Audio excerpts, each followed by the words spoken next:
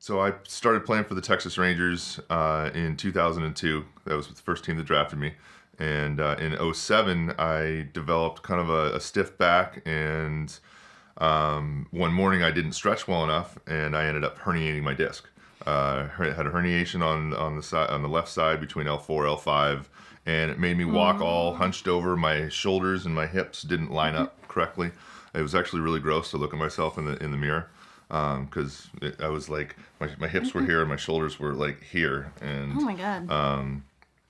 It hurt really, really bad. I had tremendous sciatica going all the way down to my ankle on my left leg, and I was on and off the disabled list for the next 2.5 years, and taking a lot of painkillers to just get through an inning. Stretching in the morning for 45 minutes before I could, honestly, get out of bed really comfortably. And if I sat too long, if I sat more than a couple of minutes, it would go right back into that shift. And I thought my career was over. I got to a point where I just couldn't do it anymore. I had gone to Japan, took a job over there, and shut myself down early that year, 2009. It was just too painful. I couldn't do it anymore. And so I came home. I saw the chiropractor probably 50 or 60 times Whoa. in that off season. Did a lot of therapy. Got it just good enough to where I could start taking painkillers again and make it through, and throw upper 80s, low 90s again. Whereas normally I should be about mid 90s guy, 94, 95 miles an hour. Because you were a pitcher. Because I was a pitcher, right. And but I still was like, man, I don't know if I'm going to make it.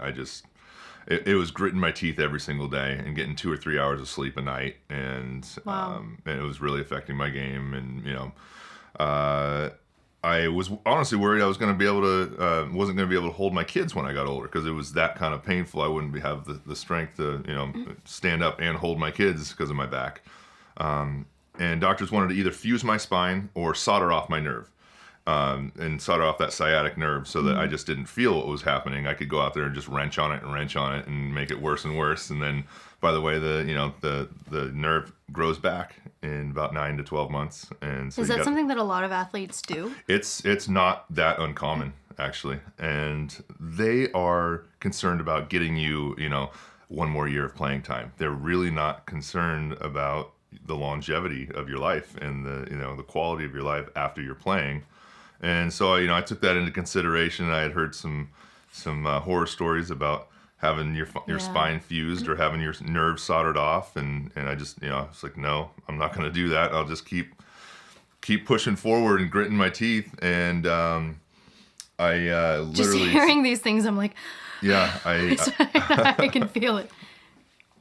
I remember tears streaming down my face after the doctor's appointment. As he gave me that basically that bad news, saying, "Look, there's nothing we can do for you other than surgery." And I remember going, "This can't be it.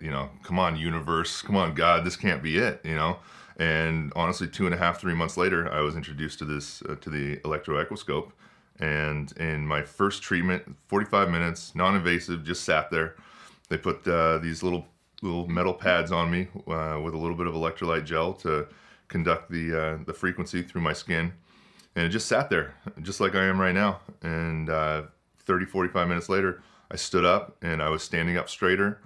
Right away. After one session. Yeah, I was standing up straighter.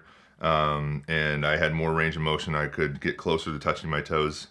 And I had previously had 2 cortisone shots in the outside of my elbow. I had injured the outside of right in the groove. And cortisone gel is made to stick for about a week, 10 days, wherever they shoot it into you, so that the anti-inflammatory agent in it does its thing. It stays there, and it doesn't just get flushed out by the body really quick. So it stays there. Well, if there's an area where you don't get a whole lot of blood flow and your body's supposed to flush it out, it won't flush it out because there's not enough blood flow. And so that's what it did in my elbow. It stayed there. And so then for the next 2 years, every time I would throw a pitch, I had cortisone gel just rubbing against my joint, and it hurt every single day, every pitch. And especially when I would cool down and then try to warm back up, it was like I'd spike a pitch down into the ground, or I'd throw it over the catcher's head because my arm just was like, nope, you can't throw like that yet.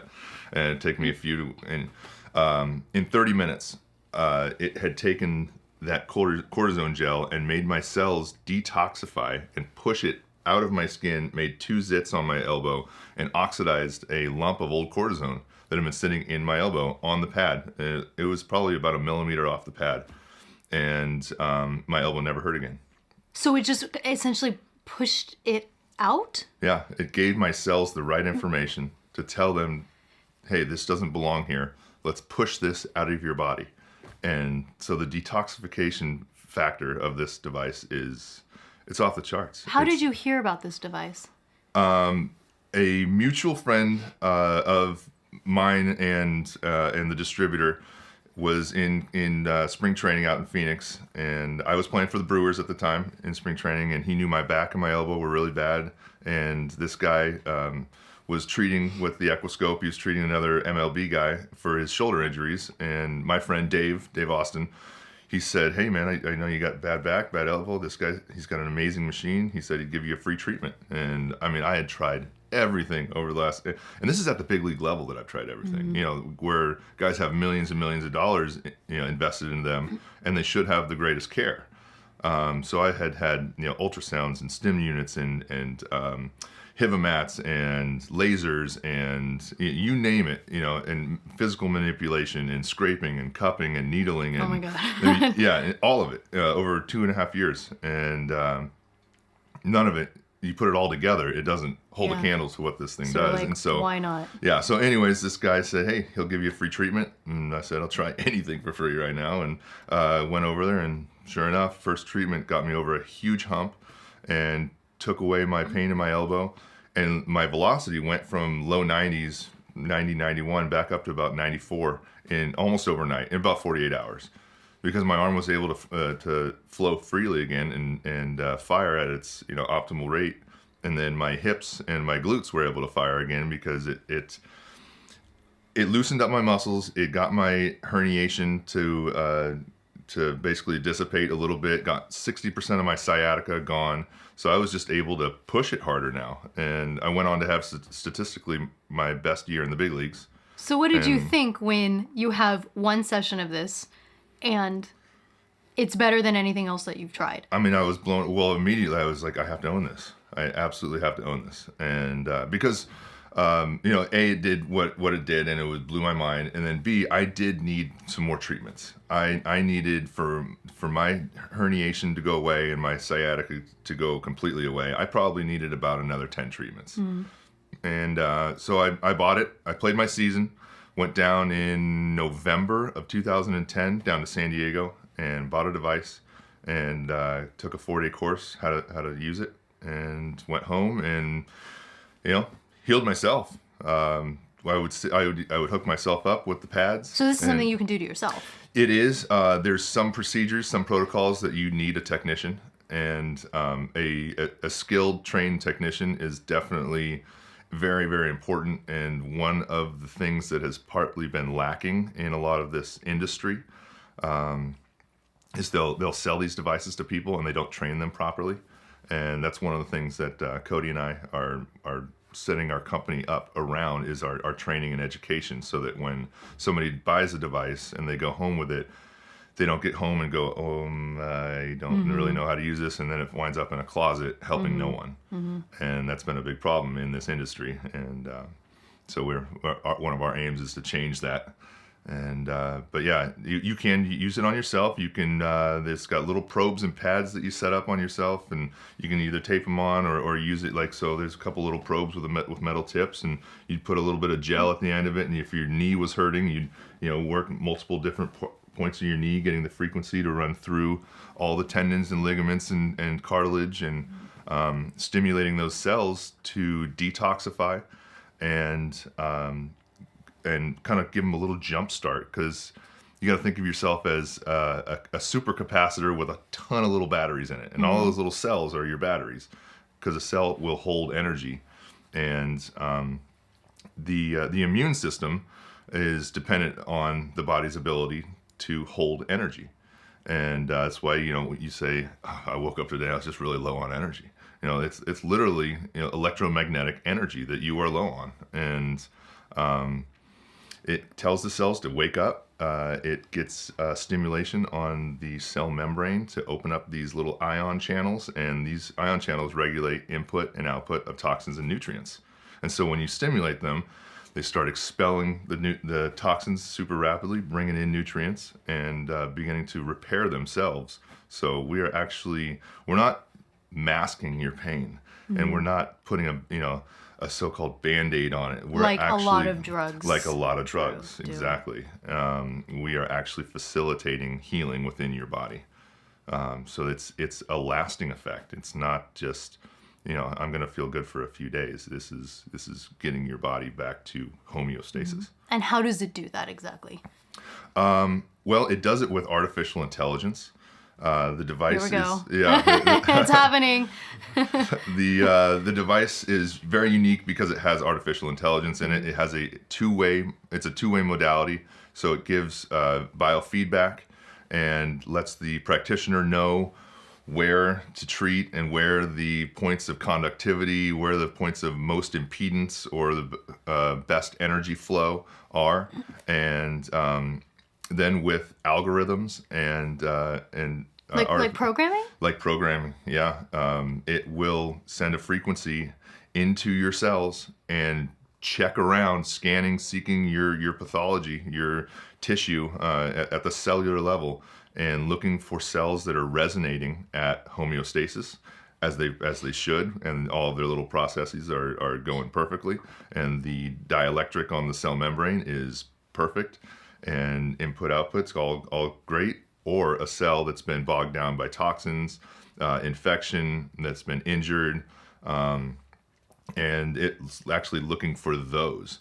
So it actually goes past all of the cells that are good and homeostasis-like, and then is searching for the cells that are they're discordant notes in the orchestra kind of thing. So it's not radiation. It's not radiation. No, it's a very, very, very fine little bit of electromagnetic energy. So it's just energy. It's It's energy. able to figure all this out just through energy. Yep. Yeah. Little tiny bit of electricity, and so the doctor that invented this device his name is Dr. Anthony Nabrinsky, and he invented the polygraph test as well as missile guidance chip technology. So the way That's our right, yeah. The way our missiles now, it used to be heat-seeking, and you'd fire a missile, and the plane that it was going after, it would shoot off a flare, and it would, the missile would divert and go after the flare. Well, now we have a chip in our missiles that is scanning, seeking the entire air for a certain frequency. And so the plane has a frequency, the duck flying next to the plane has a frequency, and it's going to find exactly what it's looking for and go straight after that. And he's taken that type of frequency technology and put it into this healing device. And so it goes into your cells and is looking for a certain frequency. And then for whatever it finds, it sends a message back to the device. It recalibrates its frequency for exactly what it found and sends a corrective signal.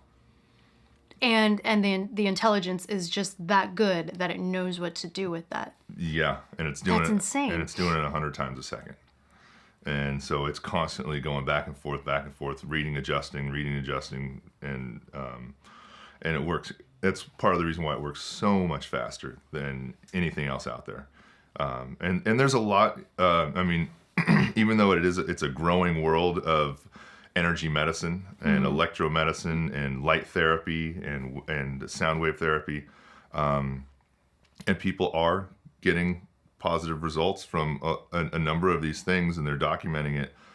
This device is so targeted and so fast because of the back and forth that the device has with the patient and itself. It's constantly interfacing with the person or even the animal that we are treating. So you do it on animals too? Yeah. It's calibrated from everything from a mouse to a horse. I do believe that Cody has even worked on an elephant before. What? Yeah, and got the elephant's ankle working better and walking better almost instantaneously within a 30-45 minute. And yeah, he's It's being used on $1 million racehorses, getting their tendons and ligaments to heal faster, and taking these horses that have never won a race in some cases, and getting their entire systems to flow better, their musculoskeletal and neuromuscular systems to fire at a more optimal rate, and they are winning races. 6-year-old horses that have never won a race before, now winning 6-7 races in a row. But there's nothing illegal or malicious here. Like thinking, because if you take a horse or an athlete or whatever, and suddenly they're performing 100 times better, that might raise some eyebrows. Sure. So what would you say to those people? Like, because it's just natural stuff, right? It's not. It's 1/millionth to 1/billionth of an ampere of electricity. That's all. That's it. That's it. It'd be like saying that getting too much sunlight is cheating. It's really on that kind of level. You don't want to go up and lick that light socket right there. That's not going to give you it's as illegal as that. It's just a little tiny bit of electricity. And in 1991, 2 German scientists were awarded the Nobel Prize for science and medicine. They found that on the membrane of a cell is 1/trillionth of an ampere of electricity. And basically that's how these signals and messages from the brain and from the rest of the body are getting to these cells how the information is received and delivered in the body, is through electromagnetic pulses. Speaking throughout the body. It's right. That's so weird. You never, or at least I've never thought about anything that way, because I kind of think of treatments and recovery as, drugs, surgery, whatever. I never think of in terms of energy and electricity. Right. Well, that's how you've been sold. That's how you've been marketed to. Big Pharma definitely wants us to think that we are a big sack of chemicals and we need more chemicals to regulate those chemicals. And they have completely missed a side of our physiology and our biology, and that is our electromagnetic side, that our bodies are electric. We have a electric storm going through us every single day, every second of the day. And that's how, I can not even think about it and wiggle my toe that fast. That wasn't chemicals that made that happen. That was an electromagnetic signal going from my brain down to my toe. And that's why it can happen, instantaneously. And so you are actually, you're electric before you're chemical. And that's how the body delivers these signals for these chemical reactions to start.